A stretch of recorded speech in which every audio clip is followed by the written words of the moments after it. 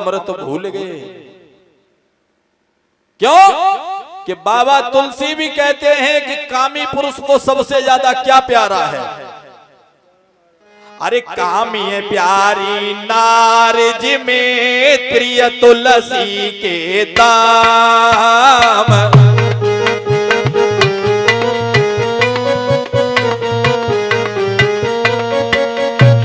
कामी है प्यारी नारज में लोभी के प्रिय दाम। तिमि रघुनाथ निरंतर मोए प्रिय लागो तुमरा।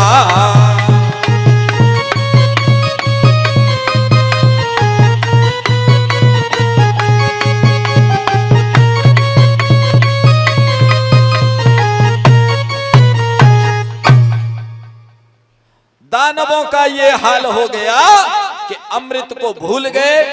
उसी समय जब उस सुंदर युवती को देखने लगे तो युवती ने कहा कि तुम मालूम तो बड़े घर के पढ़ते हो, लेकिन झगड़ा तो ऐसे कर रहे हो जैसे कि अनपढ़ गवार हो। उसी समय उनमें से एक बोला, देवी वो तो आप एक नारी हैं इसलिए हम कुछ नहीं कह रहे हैं, वरना हम बहुत बड़े घर के हैं। क्यों कि महाराज कश्यप के हम पुत्र हैं। उसी समय मोहिनी भगवान कहने लगे, राम राम राम राम राम। कश्यप ऋषि के घर में इतनी दुष्ट संतान जो आपस में लड़ रहे हैं।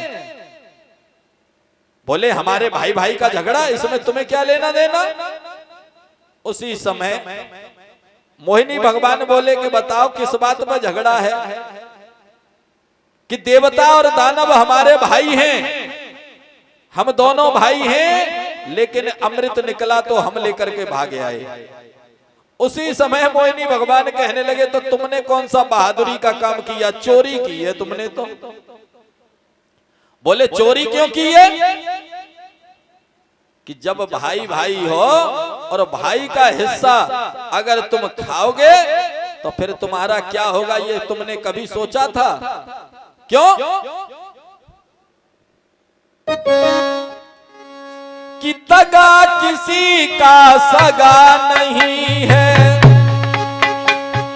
दगा किसी का सगा नहीं है। ना मानो तो कर देखो, जिन लोगों ने दगा किया था उनके जाके घर देखो।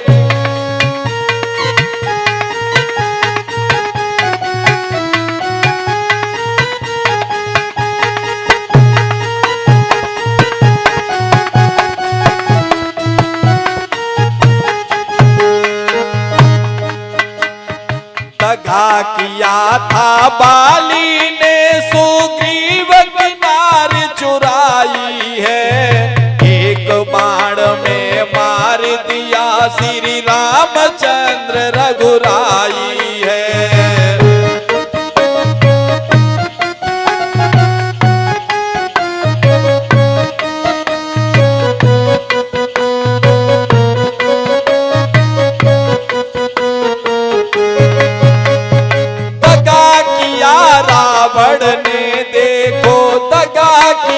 रावण ने देखो लंका में थी रघुवर ने।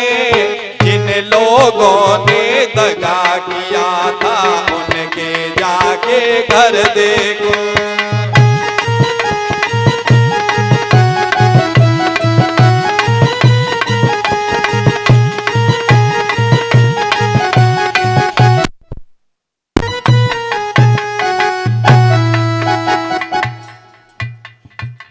आज जैसे ही मोहिनी भगवान ने इतना कहा तो उसमें से राक्षसों का जो सेनापति था वो कहने लगा कि देवी तुम्हारी आवाज तो कोयल जैसी है और हम तो तुम्हारी आवाज पर कुर्बान हैं, इसलिए अब ये फैसला हम तुम्हारे ऊपर ही छोड़ते हैं, तुम जैसे चाहो वैसे करेंगे।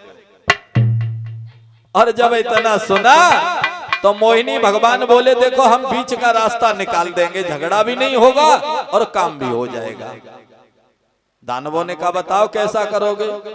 उसी समय मोहिनी भगवान ने कहा देखो ये कोई भी किसी पात्र में अगर चीज भर दी जाए तो उसका गाढ़ा गाढ़ा हिस्सा नीचे रह जाता है और ऊपर पतला होता है।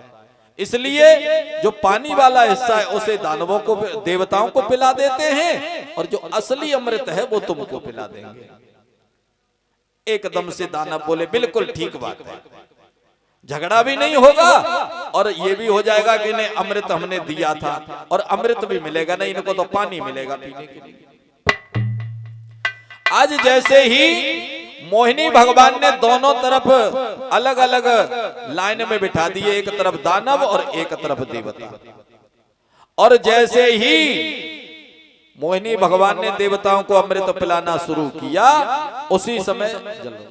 उसी समय एक स्वरभानु नाम का राक्षस था, और ये स्वरभानु कोई और नहीं सिंगिका का पुत्र था, हिरण्याकश्यप का भांजा था। ये स्वरभानु जब देख रहा था तो ये सूर्य और चंद्रमा के मध्य में जाकर के बैठ गया, और जब सूर्य और चंद्रमा के मध्य में बैठ गया तो इसने भी अमृत का पान कर लिया। सूर्य और चंद्रमा ने विष्णु भगवान से कहा कि प्रभु इस पंक्ति में तो एक दानव भी बैठ गया। भगवान ने चक्र से उसके 2 टुकड़े किए, वही स्वरभानु बाद में राहु और केतु के नाम से प्रसिद्ध हो गया। और आज भी सूर्य ग्रहण और चंद्र ग्रहण के समय पर राहु और केतु सूर्य को और चंद्रमा को अपने अंदर ग्रसन करते हैं। इसके बाद में देवता अमर हुए और दानव फिर से मृत्यु के लिए प्राप्त होने को तैयार हो गए। इस प्रकार से समुद्र मंथन का ये कार्यक्रम संपन्न हुआ। बोलिए गोविंद भगवान की। श्री सुखदेव जी कहते हैं कि हे राजन परीक्षित, मनुष्य गृहस्थी के चक्कर में ऐसा फंस जाता है कि वह भगवान को भूल जाता है, लेकिन जब उसे कोई सहारा नहीं दिखाई देता तब परमात्मा को याद करता है। उसी समय राजा परीक्षित कहने लगे कि गुरुदेव ऐसा कहाँ हुआ। उसी समय श्री सुखदेव जी कहने लगे कि हे राजन परीक्षित, एक समय की बात है कि एक सरोवर पर एक हाथी अपने पूरे परिवार के साथ में जल पीने जाता था, और उसी जल के अंदर जब घुस जाता था तो अपनी हथनियों के साथ सूंड में पानी भर भर के किलोले किया करता था। लेकिन एक दिन की बात, उसी सरोवर में एक मगर रहता था, और उस मगर ने हाथी के पैर को पकड़ लिया, और जैसे ही पैर को पकड़ा है तो वह अपनी तरफ को खींचने लगा। लेकिन ऐसी बात नहीं है, न हाथी में कम ताकत थी न मगर में कम ताकत थी, परंतु अंतर इतना था कि एक जल का जोधा बर था परे, और एक तो थल का जोधा था।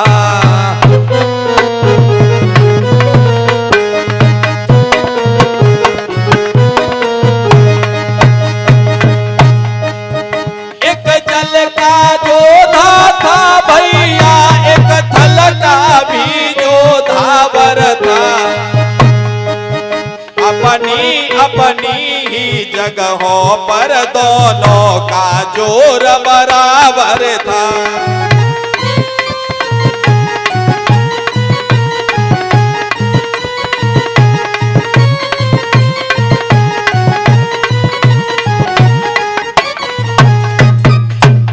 एक जल का जोधावर था, एक थल का जोधावर था, लेकिन चाहे जो चीज जहां के लिए बनाई गई है वो वहीं पर काम आ जाएगी। इसीलिए रहीमदास ने भी अपने एक दोहे में लिखा था कि रहे मन देखे बड़े न को लघु न दीजिए ढार।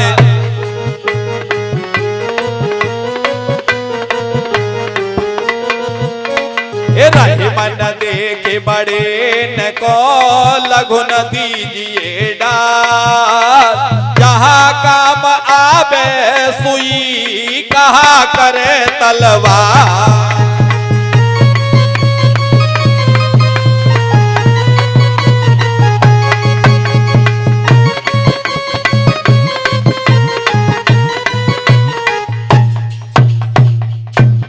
यानी जहां सुई का काम है उसे तलवार नहीं कर पाएगी, और जहां तलवार का काम है उसे सुई नहीं कर पाएगी। देखने में भले ही तलवार कितनी भी बड़ी हो, लेकिन जो उसका कार्य क्षेत्र है उसी में कार्यरत रह सकती है। आज जैसे ही मगर हाथी को खींचने लगा तो उसी समय हाथी ने अपनी हथनियों से कहा, अरे हथनियों मुझे बचाओ। हथनी बोली, महाराज तुम तो अंदर जा ही रहे हो, हमें काय को मारे डांटो हैं? अरे आप चले जाएंगे तो कोई दूसरा देख लेगा। आज जब हाथी ने देखा तो उसी समय हाथी ने जब देखा कि उसकी सूंड सिर्फ एक जौ के बराबर रह गई है, और जब जौ के बराबर सूंड रही, उसी समय हाथी ने एक पास में ही कमल का पुष्प था, और उस पुष्प को लेकर के और एकदम भगवान से कहने लगा कि मेरा कोई न सहारा बिन तेरे, घनश्याम कन्हैया मेरे।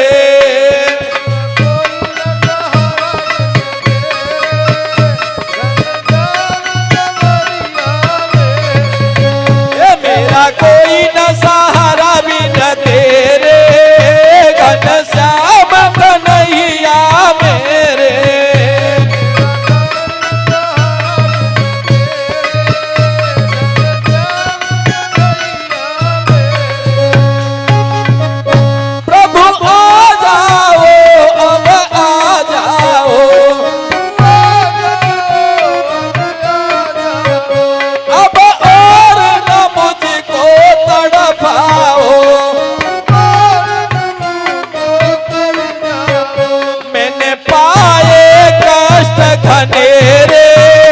घनश्याम कन्हैया मेरे।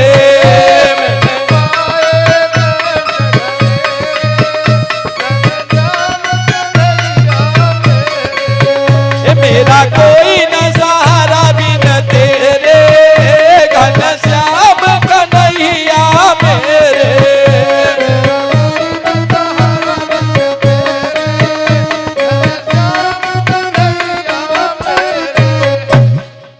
आज जैसे ही हाथी ने अपनी पुकार की है, उसी समय भगवान के कान में जैसे ही पुकार पहुंची, और उसी समय भगवान ने अपने गरुड़ पर सवार हुए और तुरंत ही वहां पर आए हैं और ग्राह का वध किया और गज का उद्धार किया। श्री सुखदेव जी कहने लगे कि हे महाराजा परीक्षित, जो ये ग्राह था, ये हूहू नाम का गंधर्व था। एक दिन देवल मुनि जब नदी में स्नान करके निकले तो उसी समय इसने पैर पकड़ लिया ऋषि का, और जब ऋषि को ये अंदर खींचने लगा, उसी समय ऋषि ने कहा तू कौन है? जब इसने कुछ नहीं कहा तो ऋषि ने कहा कि जो भी है, अगर आज तूने मेरा पैर पकड़ा है तो मैं तुझे श्राप देता हूं कि तू आगे चल करके मगर बन जा और इसी तरीके से पैर खींचते रहना। उसी समय हूहू नाम का गंधर्व बाहर निकला और हाथ जोड़ करके कहने लगा कि प्रभु, हम तो इंद्र की सभा में विदूषक का काम करते हैं, यानी जोकर का विदूषक का कार्य करते हैं, और विदूषक का काम होता है पब्लिक को हंसाना, और हमने तो सिर्फ एक मजाक किया था, लेकिन हमें नहीं पता कि ये मजाक इतना भारी पड़ जाएगा। उसी समय देवल मुनि ने कहा कि जाओ कोई बात नहीं, हम तुम्हें श्राप के साथ एक वरदान भी देते हैं कि एक दिन श्री हरि विष्णु के द्वारा ही तुम्हारे इस मगर शरीर का उद्धार हो जाएगा और तुम पुनः देवलोक में जाकर विदूषक बन जाओगे। बोलिए गोविंद भगवान की।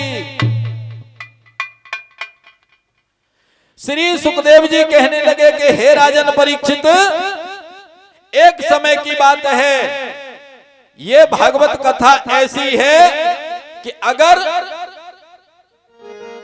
कि भाव को भाव अनख आलस हो, भाव को भाव अनख आलस हो, भाव को नाम जपत मंगल दिसि दसहु।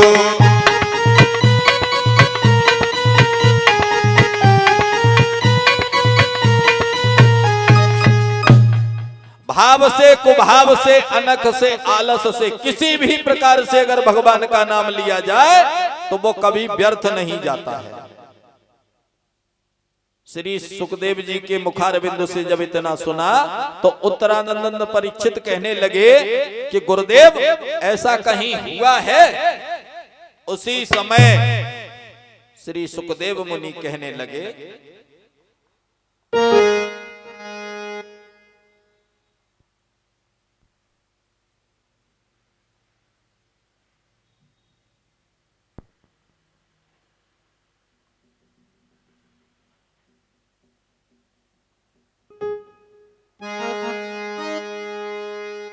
कि कन्नौज नगर में किसी समय और पात की अजामिल रहता था।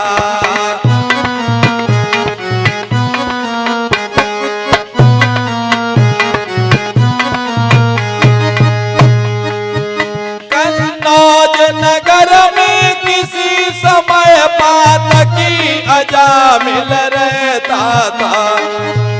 उसके अनेक बेटों में से एक का नाम नारायण था।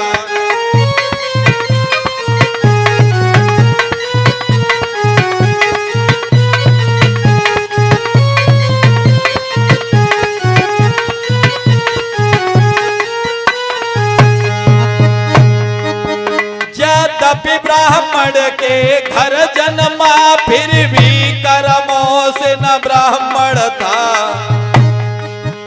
और संध्या बंदन ना करता, ना कोई धर्म परायण था।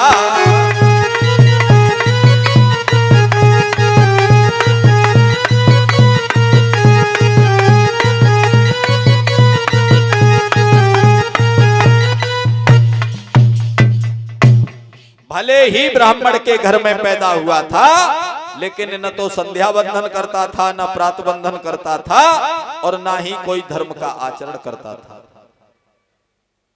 जब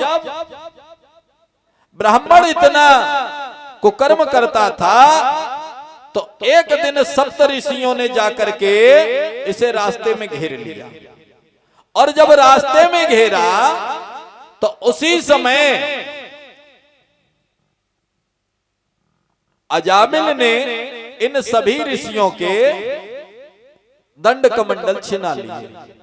और जब दंड कमंडल छिना लिए हैं तो उसी समय ये सप्त ऋषि जो त्रिकालदर्शी थे, ये सीधे अजामिल के घर पर पहुंच गए।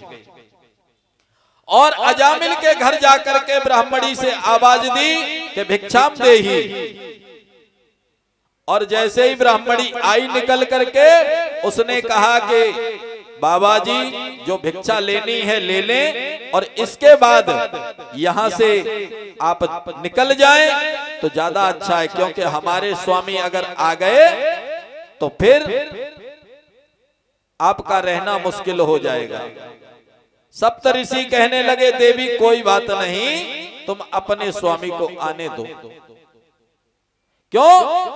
कि उन्हें तो पता ही था कि दंड कमंडल उसने ले रखे हैं उनके, तो वो आएगा तो घर पर ही इन्हें सबको लेकर के। आज जैसे ही संध्या के समय अजामिल घर पर आया और संतों ने वहीं डेरा लगा लिया था। जब संतों ने डेरा लगा लिया तो धर्मपत्नी ने सुंदर भोजन बनाया और दुका छुपा करके संतों को भोजन कराया। और भोजन कराने के बाद देखा कि उनके दंड कमंडल उसकी झोली में पड़े थे, वो सारे के सारे ला करके दे दिए। और ला करके देने के बाद उसी समय जैसे ही उन्होंने प्रणाम किया है ब्राह्मणी ने, तो संत भगवान ने कहा कि बेटी तेरे घर का उद्धार हो सकता है, अब की बार तेरे जो पुत्र पैदा हो उसका नाम नारायण रख लेना। संतों के कहने पर कुछ समय के बाद जो एक पुत्र पैदा हुआ, उस पुत्र का नारायण नाम रखा। और नारायण इधर आ, नारायण उधर जा, नारायण पानी ला, नारायण भोजन ला, यानी दिन में कम से कम 50 बार नारायण का नाम अजामिल के मुंह से निकलने लगा। और जब 50 बार निकलने लगा, धीरे धीरे ये संसार सभी को छोड़ना होता है, काल की गति कभी नहीं रुकती है। अजामिल का भी जब अंत समय आया तो उसी समय पर यमराज के दूत उसे जब लेने के लिए आए हैं तो काले काले दूतों को देख करके, और आज अजामिल जब डरने लगा तो उसी समय कहने लगा कि नारायण बचा, नारायण बचा, नारायण बचा। इतना सुनते ही विष्णु भगवान ने अपने पार्षदों को भेजा कि जाओ, नारायण का नाम मेरा ले रहा है, इसलिए इसे देवलोक में लेकर के आओ। और जैसे ही पार्षद पहुंचे, इधर यमराज के दूत खड़े हैं, और जब यमराज के दूतों ने उनको देखा तो इन दोनों के मध्य में झगड़ा शुरू हो गया। वे कहते हैं कि हम ले जाएंगे और ये कहते हैं कि हम ले जाएंगे। लेकिन अंत में विष्णु भगवान आए और यमराज भी आ गए। तो विष्णु भगवान से यमराज ने कहा कि प्रभु, अगर ऐसे कोई नाम लेता रहा तो एक दिन यमलोक में तो ताला ही पड़ जाएगा। विष्णु भगवान कहने लगे कि मैं मर्यादा नहीं तोड़ सकता, जिसने भी नाम लिया है उसे तो मेरा धाम जरूर मिलेगा। इसलिए प्यारे, सारे जीवन में परमात्मा को मत भूलना, चाहे करते कुछ भी रहना। बोलिए गोविंद भगवान की।